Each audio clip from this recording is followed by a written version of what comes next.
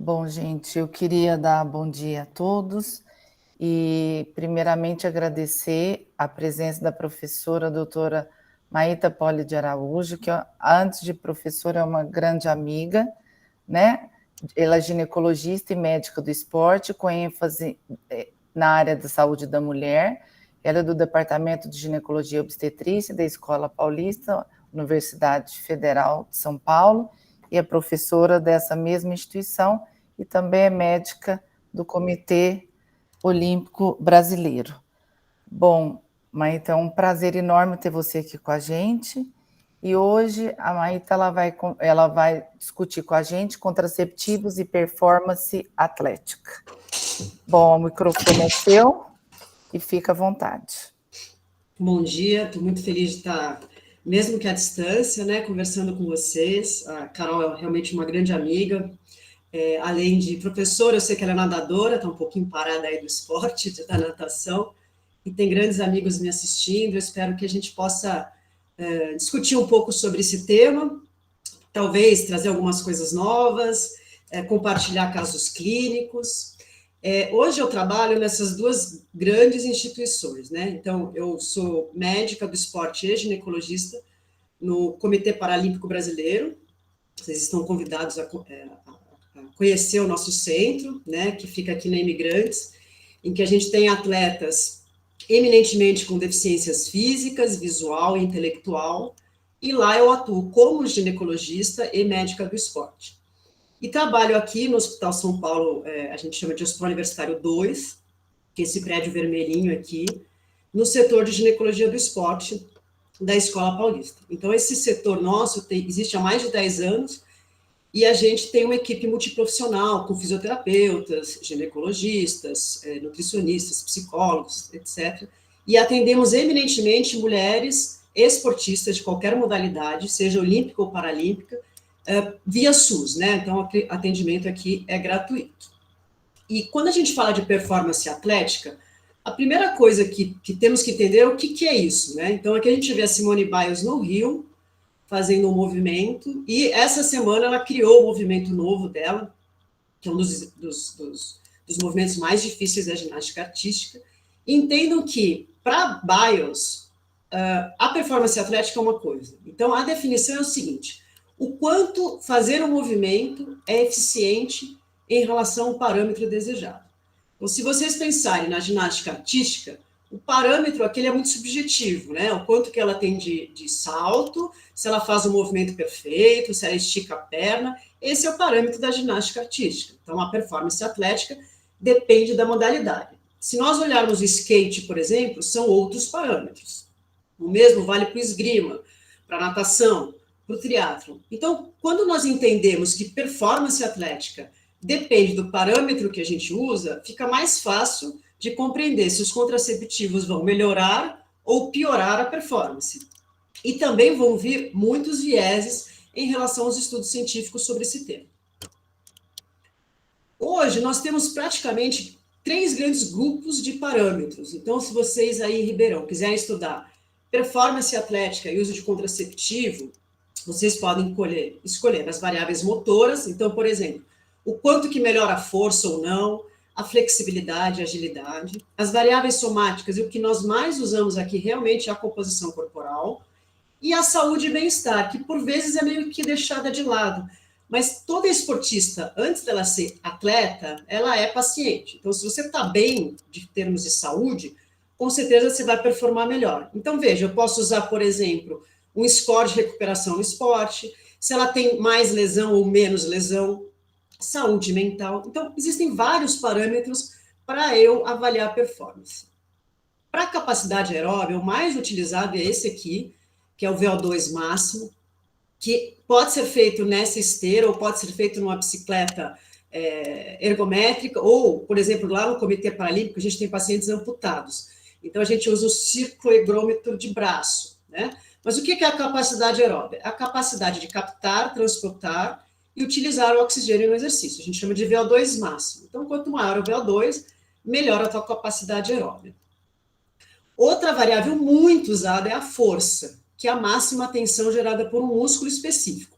O aparelho em termos assim de evidência de força, é esse aparelho que chama teste isocinético, que eu vou mostrar logo a seguir como é que a gente faz lá no comitê.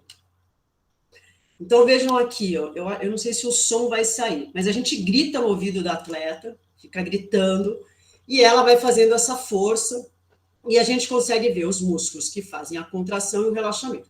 Então, esse aqui é um teste isocinético dos membros inferiores. Nós usamos o aparelho que é o Body Max, pode ser feito para membro inferior ou para membro superior. Eu acho que não dá para ver aqui na telinha, mas ele vai fazendo um gráfico de força máxima. Então, a gente tem 2 protocolos, um de força e um de tempo, o quanto que ela faz mais de contração durante um período de tempo. Então, esse hoje é o padrão ouro para avaliar a força. Outros parâmetros que a gente pode utilizar. Então, por exemplo, esse aqui é um projeto que a gente tem feito lá no comitê, que chama Projeto Elite, que nós estamos avaliando 10 atletas que estão usando cailina, e nós vamos avaliar por um período de 1 ano. Então, quais os parâmetros que nós escolhemos? Nós escolhemos esse que chama salto vertical, então ela tem 2 barrinhas aqui no chão e um aparelho que vê o tempo que ela demora para fazer esse salto, isso ele calcula a altura que a atleta faz, e nós usamos o teste de 50 metros, que é feito numa pista aqui coberta, tentando tirar todos os viés né, de vento, temperatura, etc. E do lado, se vocês verem, esse teste de 50 metros, a gente usa dois pontos fixos, né? E aí a gente tem o tempo que ela sai do início do teste até o fim. Então, por exemplo, nesse caso, nós escolhemos parâmetros diferentes para avaliar a performance da nossa atleta paralímpica. Para variável somático, obviamente que o padrão ouro hoje é o DEXA, né, que é esse aparelhinho aqui que a gente usa, que é a densitometria corporal, que é a composição corporal por densitometria de dupla emissão de raios. Nós, no Comitê Paralímpico, temos a máquina, então é muito fácil de fazer, mas no Hospital São Paulo, por exemplo, a gente ainda usa a composição corporal por dobra cutânea, né? Os 2 métodos podem ser usados para avaliar a performance da atleta. E, por fim, esses parâmetros de saúde, né? Então, o que eu posso usar? Eu posso ver, por exemplo, se ela tem mais lesão ou menos lesão usando um contraceptivo, seja oral ou não oral.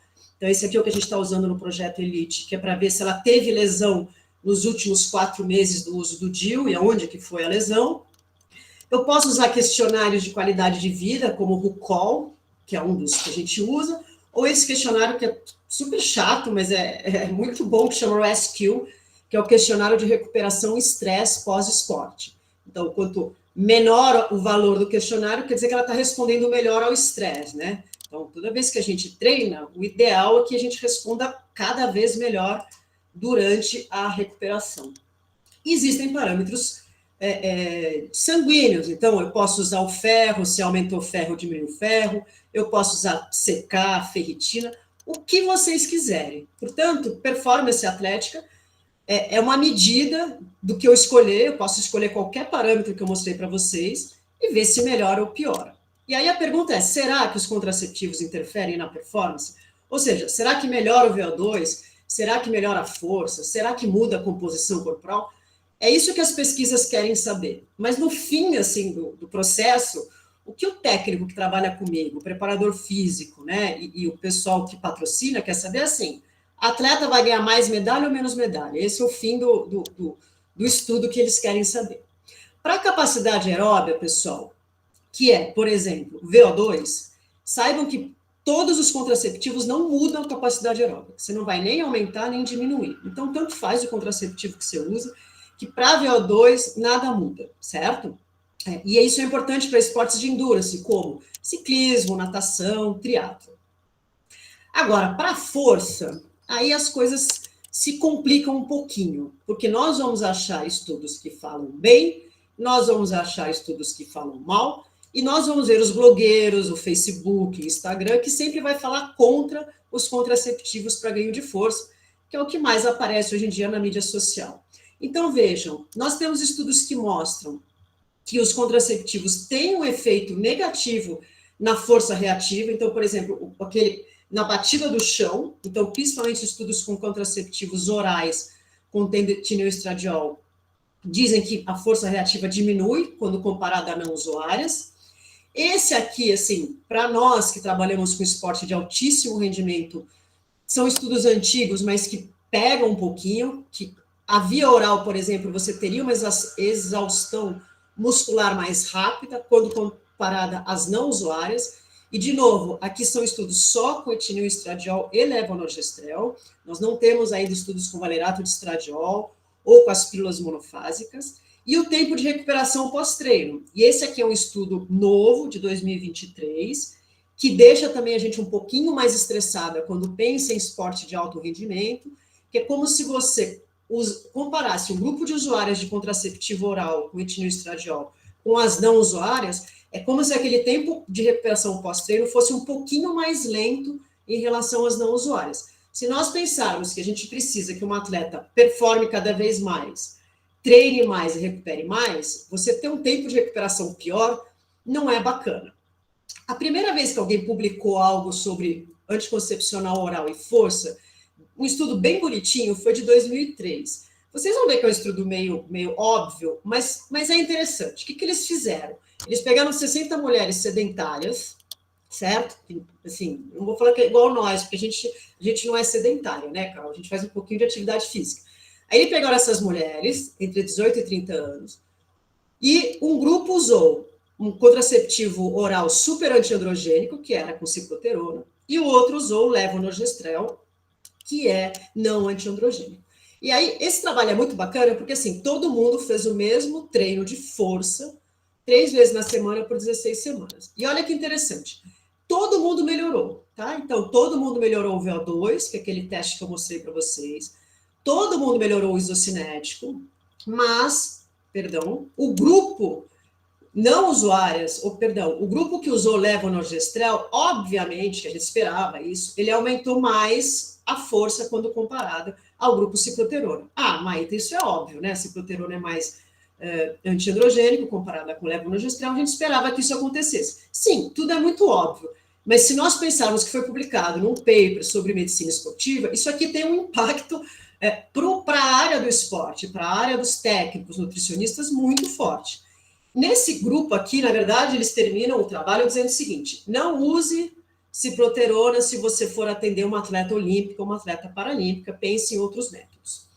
Mas, se a gente pensar hoje em dia, que o pessoal está estudando cada vez mais força, esse trabalho de 2019, ele fez o seguinte, ele pegou mulheres treinadas, 23 mulheres, vejam que sempre o N é pequenino, essas mulheres já faziam exercício de resistência, e aí ele comparou usuárias de pílula, de novo, o pessoal levonorgestrel, e 11 sem pílula. Todo mundo melhorou? Todo mundo melhorou. Mas o grupo levonorgestrel, ele aumentou mais o teste de repetição máxima, que é esse que você levanta o peso, e olha que interessante, aumentou massa magra. Então, aqui a anticoncepcional não atrapalhou tanto a força. Então, vocês vão achar na literatura um monte de coisa, certo? E, recentemente, dia 30 de setembro, a Carol me mandou uma mensagem. Maíta, você leu esse artigo? Li, lógico que eu li. Imagina que eu não vou ler, Carol. É um estudo com uma revisão sistemática seguida de meta-análise do mês passado, que mostrou que os contraceptivos hormonais não têm nenhum efeito, nem positivo, nem negativo, para força, resistência, e nesse ponto, teoricamente, você poderia usar para todo mundo, que não teria nem interferência positiva ou negativa. Mas não foi todo mundo que leu essa revisão sistemática seguida de meta-análise. A maioria, até 2020, leu essa revisão sistemática, que é um grupo americano que publica pra caramba sobre performance, e eles disseram, e isso foi usado muito no Instagram e no Facebook, que os contraceptivos orais, vejam que o título já pega, né? Eles têm um efeito negativo na performance esportiva. E aqui é um grupo que estudou muito na pandemia, que a gente não podia fazer estudo, né, de campo, eles ficaram sentadinhos em casa, pegaram um monte de trabalho, é um estudo limitado, lógico, moderado ou baixa qualidade, mas eles dizem que a pílula leva a um desempenho esportivo ligeiramente inferior quando comparado às não usuárias. E aí, pessoal, quando você pega esse tipo de paper, esse tipo de literatura, e entra na dark, né, na internet dark, existe boicote a tudo que é pílula. Então, sim, os boicotes chegaram às pílulas, às academias, para ninguém usar pílula anticoncepcional. Na verdade, os coaches, né, e os técnicos falam melhor do que a gente. Manda tirar tudo, até de hormonal, e tentar usar o mais hormônio free possível, né? Bom, então vamos tirar o hormônio de todo mundo. Então vamos fazer o seguinte, vamos seguir o Instagram, o Facebook, os coaches, e vamos tirar os hormônios e vamos ver o que acontece com o atleta. Bom, aí o bicho pega, porque obviamente que ter cólica e ter sintomas menstruais fazem com que as esportistas percam treinos e competições. Esse é um estudo de 2020 que qualquer pessoa podia participar. Eu participei porque estava lá no Twitter e pegavam quem usava esse aplicativo Strava, não sei se vocês conhecem, que é um aplicativo de exercício. Pegou mulheres que fazem exercício físico, não é atleta de alto rendimento. E aí eles viram sintomas mais comuns nas mulheres que faziam atividade física, viram que tinha cólica, dor na mama, alteração de humor, e a cólica, por exemplo, fazia com que as pessoas parassem de treinar ou competir, o que é meio óbvio, né? Você está com cólica, se você puder, se você não é esportista, né? Se você faz atividade física, você vai deixar aquele treininho de lado. Então, pronto, talvez não dê muito certo ficar, talvez, com cólica. E sangramento? Menstruar muito e sangrar muito não é bacana. E essa aqui é um trabalho de 2016, ele é antigo, mas ele comparou corredoras que sangravam muito com aquelas corredoras que não sangravam. Ah, parece óbvio. Tudo parece óbvio, pessoal. Mas quando você põe num paper e mostra, por exemplo, para o paciente, para o técnico ou comitê paralímpico, a gente começa a falar a linguagem deles. Então, veja que interessante. Eles pegaram o pace, né, o tempo dos primeiros 5 quilômetros dessas corredoras e viram que aquelas que sangravam mais eram as mais lentas. Então, uma coisa é o ginecologista falar que sangramento uterino faz com que tenha anemia, etc, etc. E a outra coisa é falar que sangrar perde medalha, né? Quando nós falamos a língua das esportistas, a língua dos treinadores, as pessoas começam a entender um pouco mais.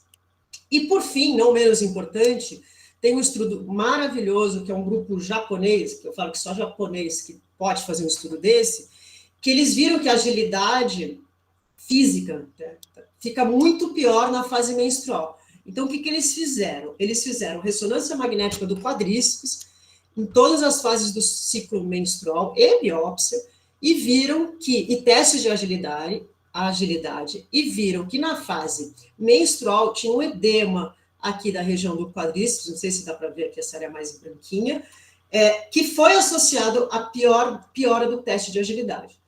Ou seja, não é muito bacana, talvez, você sangrar muito, talvez o teste de agilidade piore. Então, começou a perceber que, principalmente em esportistas com sintomas menstruais importantes, isso não é bom para a performance. O que nós sabemos é que existe uma meia-verdade, né, do efeito negativo dos contraceptivos nas atletas, que coloca-se de forma muito generalizada, né? Os trabalhos hoje só avaliam etinil e estradiol com alguma coisa, mas nós temos pílulas com etinil e estradiol e uma progesterona, nós temos hoje pílulas de estradiol com alguma progesterona, e nós temos as pílulas só com progesterona. Então, os trabalhos são falhos, porque não conseguem ser feitos ainda estudos prospectivos, randomizados, pegando aqueles parâmetros de performance atlética e tentando comparar ou as mesmas pílulas ou usuárias de uma pílula com não usuárias de pílula, por exemplo. E se nós pensarmos apenas na progesterona, não estou nem falando agora de estrogênio, vocês sabem que existem ações completamente diferentes. E é o que a gente quer, às vezes, quando prescreve, por exemplo, uma pílula com levonorgestrel ou uma pílula com drosperinona. Então, veja, se a gente pensar só na atividade androgênica, que é o que os técnicos falam, você vai ficar mais fraca, é porque a sua testosterona vai cair, o SHBG vai subir, é óbvio que, por exemplo, um levonorgestrel, um gestodero e um desogestrel não tem nenhuma atividade antiandrogênica. Mas se nós pegarmos uma ciproterona, cai pra caramba a atividade antiandrogênica, é isso que a gente quer, né? Para melhorar, por exemplo, a acne, etc. E se a gente pensar na drospirenona, por exemplo, tem uma atividade mineralocorticoide. E se você pensar que existem atletas com muita dor na mama, mastalgia ou retenção hídrica, e se isto atrapalhar a performance, por vezes o uso da drospirenona vai ser muito melhor para essa esportista do que não usar absolutamente nada. E pensando somente, por exemplo, na SHBG, que infelizmente os meus colegas médicos do esporte, os fisiologistas e os nutricionistas ficam pedindo à torto e à direita para essas mulheres, né, dizendo que a SHBG está alta, então vamos estar performando mal, que é uma besteira. Nós sabemos que esse aqui é um estudo para ver risco de trombose, né, e SHBG é um estudo antigo. Vejam, se você pensar no dihormonal e nos contraceptivos com levonorgestrel, a SHBG não aumenta tanto. Isso é óbvio, portanto, a testosterona não vai ficar tão baixinha e a performance vai ser maior. E se vocês pegarem as pílulas com desorgestrel, drospirenona e ciproterona, o SHBG vai ficar super alto e, teoricamente, a performance vai ser menor. Então, mas isso não é uma verdade verdadeira, porque SHBG não vai ver performance. Quem que a gente tem que ouvir? A gente tem que ouvir as esportistas, né? O que elas acham do uso de contracepção? Elas gostam ou não gostam, né? A maioria gosta muito. Gente, desculpa que não ficou aqui a referência, mas esse aqui é um estudo de 2020 que pegou esportistas amadoras e perguntou assim, qual método você usa e qual é o efeito positivo que tu percebe no teu método. Então, era DIU, Implanon, anticoncepcional oral, minipílula, tudo que vocês possam usar. O que as esportistas falam? A gente gosta do método porque regula o meu ciclo ou porque eu diminuo o sangramento. E qual é o efeito negativo? O principal efeito negativo é o ganho de peso. Pronto. Então, obviamente que para a mulher ganhar peso não é bacana e para a esportista menos ainda. Quando vocês atenderem atletas, o que elas querem de métodos contraceptivos? Óbvio que primeiro elas não querem engravidar. Aí elas não querem engordar, como todas nós não queremos, né? Ela quer ganhar massa magra e, por fim ou não, por fim, ela quer melhorar a performance. Então, lá no Comitê Paralímpico, por exemplo, a gente agora começou a pôr DIU hormonal num monte de atleta, e aí as nadadoras que estão sem DIU querem colocar porque viram que as outras estão ganhando. Não é para todo mundo, mas tem essa relação de que a minha concorrente está performando melhor, eu quero usar o mesmo método que ela está usando. Para não engravidar, nós sabemos que os LARCs são mais efetivos do que os outros métodos, né? Então, aqui os LARCs estão em primeiro lugar e os contraceptivos de curta duração são menos eficazes, um pouco menos eficazes, e teoricamente a gente esperaria que as esportistas usassem mais LARC do que SAC. O quanto isso é verdade? Não é verdade, as esportistas não estão usando mais LARC ainda do que os SACs. Esse aqui é um estudo feito no grupo português, acho que vocês conhecem, acho que a Carol conhece a Teresa Bombas, é uma ginecologista super querida lá de Coimbra, e esse estudo que a Filipa fez, ela foi ver qual era a escolha contraceptiva das atletas portuguesas. E lá, vocês vão ver que é igual aqui no Brasil, a maioria, 72%, ainda usa contraceptivo de curta duração e 8% só de LARC, né? Na Austrália, também a mesma coisa. Então, aqui são jogadores de futebol, um estudo de 2021, 80% ainda de contracepção oral versus 18% de LARC. Então, vejam, os métodos mais eficazes ainda não são os mais utilizados pelas esportistas. E no Brasil é a mesma coisa. Esse aqui foi uma tese de doutorado que eu orientei com as atletas olímpicas da seleção brasileira.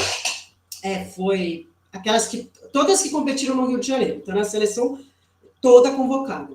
61% de contraceptivo de curta duração contra 17% de DIU hormonal. Na época a gente usava muito o anel vaginal. E aqui no nosso setor, os métodos hormonais são realmente os mais usados, a gente tem 68% de usuárias de contracepção hormonal, e ainda a via oral ela é prevalente quando comparada, por exemplo, aos LARCs. Infelizmente, a gente tem uma limitação, a gente não tem tanto LARC disponível lá no ambulatório de ginecologia do esporte quanto eu gostaria. A gente não conseguiu ainda essa facilidade de ter Implanon, DIU hormonal. DIU de cobre a gente tem. A gente pode até falar sobre DIU de cobre e DIU de prata, que a gente não usa muito nelas, não. Mas Implanon e Cairina e Mirena a gente não tem tão fácil lá no ambulatório. Para que a gente usa os contraceptivos nas nossas esportistas. Lógico que, principalmente para não engravidar, mas aí vem os ganhos secundários que melhoram a performance. E é isso é a dica da aula de hoje, né? O quanto a contracepção hormonal vai melhorar sintoma que melhora a performance. Muito. Então, você melhora o sangramento, você consegue regular o ciclo menstrual, você tira a cólica menstrual e ela melhora a performance. Usar a pílula para manipular a menstruação é muito antigo. Se vocês lembrarem do técnico José Roberto Guimarães, né, do vôlei, em 2008, nos Jogos Olímpicos de Pequim, ele deu pílula para todo mundo, para ninguém menstruar, e coincidentemente ou não, o Brasil foi campeão pela primeira vez no vôlei nos Jogos Olímpicos, mas vejam que isso é muito antigo. Ó, em 2018, esse estudo pegou 1.090 mulheres fisicamente ativas, 74% usavam pílula oral para manipular a menstruação pelo menos uma vez por ano. Então, aqui é o que saiu em 2008 na Folha de São Paulo, que também é questionável, a gente pode até discutir depois se isso é uma intervenção muito agressiva ou não, né? Porque todas usavam anticoncepcionais para que elas não tivessem tensão pré-menstrual e que elas não menstruassem em Pequim. E aí o Brasil foi campeão nos Jogos Olímpicos, ganhou a medalha de ouro. E por fim, assim, não menos importante, os LARCs. Como é que ficam os LARCs na performance atlética? Né? Infelizmente, a maioria dos estudos hoje é de contracepção oral. O nosso trabalho lá no Comitê Paralímpico vai ser o primeiro, se tudo der certo, né, a usar um LARC em um grupo de esportistas de altíssimo rendimento.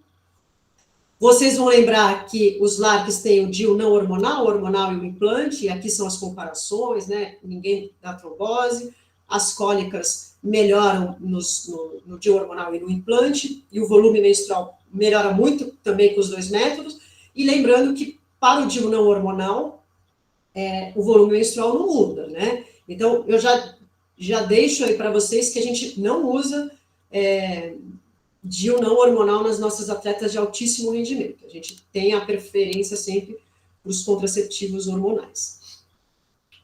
As vantagens são muitas, principalmente a melhora do sangramento menstrual excessivo, aquele efeito na SHBG que os nutrólogos, os médicos de esporte querem ficar dosando à torta direito, e pouco efeito na composição corporal. Esse aqui é aquele estudo famoso que mostra quando você usa, por exemplo, Mirena, e quando sangra muito, quanto melhor a hemoglobina e ferritina, e para esportes de endurance, de novo, natação, corrida, maratona aquática e triatlon, é muito bom ter ferritina alta. É um dos marcadores que a gente usa para performance. Elas correm melhor, elas nadam melhor quando você melhora essas taxas e você tem uma capacidade de transporte de oxigênio melhor para o músculo. Esse é o slide que a Carol me emprestou faz muito tempo, que é o estudo da Unicamp, que comparou o DIU hormonal, aqui foi Cailina, com o DIU de cobre em Planon. E esse é o slide que eu mostro no consultório, porque elas falam que elas vão engordar quando colocam o DIU ou em Planon, e vejam que não teve nenhum aumento da percentual de gordura em um ano, mesmo quando comparado a um método não hormonal. E aí eu quero terminar, eu nem sei quanto tempo eu tinha, Carol, eu falo meio rápido, né? Não, fica tranquilo, tá dentro do tempo.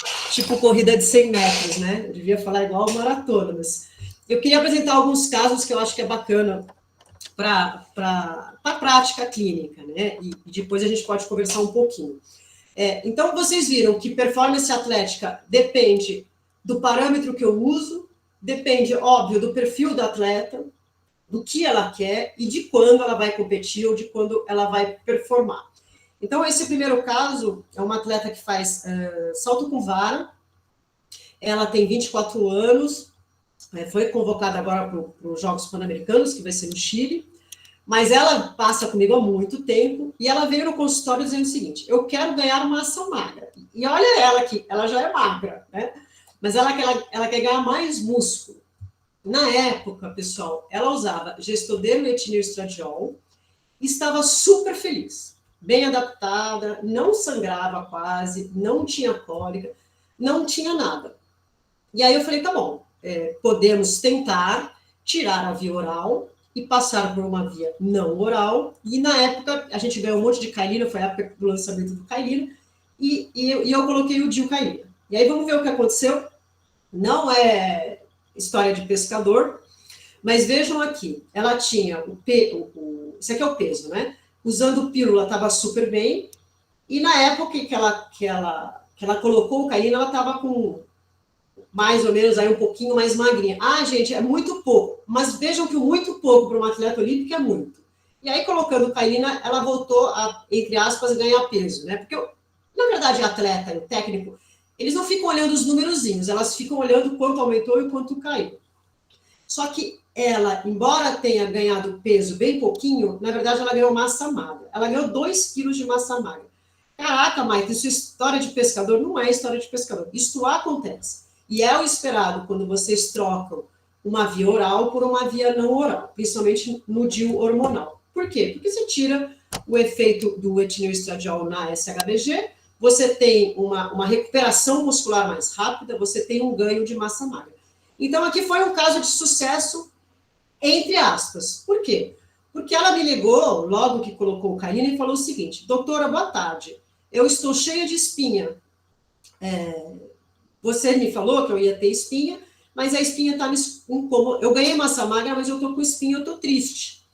E eu fui numa médica, a doutora Luciana, e ela me passou algumas coisas para melhorar a minha espinha. Então, ela passou um secativo, ela passou o Aldactone, o Skin Biotic, a clindamicina e o chá verde. Acho que o microfone está eu fui lá orientar ela. Ai, meu morfológico. Estão me ouvindo? Estão ouvindo? Ela não teria nem Pessoal, estão me A ouvindo? gente está te ouvindo, mas tem um microfone aberto. Fernanda, fecha o microfone, fazendo favor. Ela não é alto risco, mas para fazer. Espera só um pouquinho, tem o microfone aberto. Aí, Ilza, deixa eu ver como fica lá. você consegue fechar o microfone dela? Vou tentar. Não, pode fazer. Fecha de todas. Que eu acho que ela está no CO, talvez, isso, deu certo. Pode falar, Maite. Pronto, então o que aconteceu? A médica, a dermato, passou o que a gente passa, né? Ela passou o Dactone, Skin Biotic, clindamicina, chá verde e dermagem. E aí ela me ligou: você pode ver, doutora, se eu posso usar ou não? Porque essas atletas, pessoal, elas fazem teste de doping.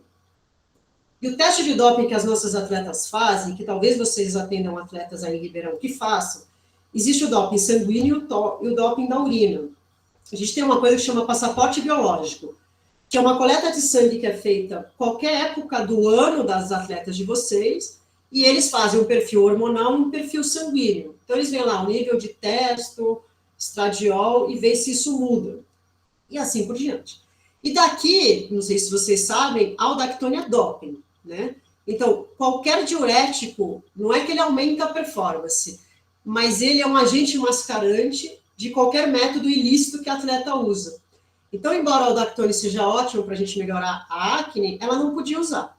Então, eu falei que não pode. Ela melhorou um pouquinho a espinha, hoje está feliz. Mas isso é uma coisa que vocês têm que ter em mente, que ao prescrever contraceptivos ou ao tratar acne em usuárias de DIU hormonal ou qualquer intercorrência clínica que vocês possam ter, por exemplo, o uso de um diurético, por exemplo, é doping, ela não vai poder usar, como outros remédios ginecológicos que a gente tem, que aí seria outra aula, que também são proibidos. E esse aqui é o caso clínico 2. O caso clínico 2 é uma atleta de 20 anos, do atletismo paralímpico. Ela é paraplégica, ela não mexe as duas pernas, e ela faz a corrida a gente chama com essa cadeira de rodas aqui. E ela tinha uma queixa muito importante de sangramento aumentado. Aqui eu trago para vocês o exame dela. Então, ela tinha um HB de 11, ela tinha um ferro de 120, a ferritina de 7, e foram ofertadas, né, como a gente sempre faz, todas as possibilidades de métodos contraceptivos para ela, inclusive os métodos não orais. Mas ela não quis, ela quis um contraceptivo oral. E aí, nesse caso, a gente optou pelo valerato de estradiol e o Dienogest, lembrando que o Dienogest é uma progesterona que tem bula para sangramento uterino aumentado, e a gente sabe que, obviamente, o que a gente esperava era que melhorasse tudo. Sim, melhorou o hemograma, melhorou ferro, ferritino, e aí a gente tem, obviamente, uma melhora da performance clínica. Então, o que eu quis trazer para vocês é que não existe uma receita de bolo, cada atleta é um atleta, depende do parâmetro utilizado, mas existem peculiaridades que é importante que o ginecologista saiba. Então, eu acho que a mensagem final é que uma atleta não vai ganhar uma competição por usar um contraceptivo, mas talvez ela possa perder aquela medalha se os sintomas estiverem interferindo na performance atlética. E aí é o nosso papel do ponto de vista de prescrição de contracepção nessas atletas. Agradeço de novo o convite, falo rápido mesmo, né, Carol? Assim, acho que para a gente não dormir, e estou aberta a qualquer dúvida. Maíta, nossa, aula fantástica, super legal.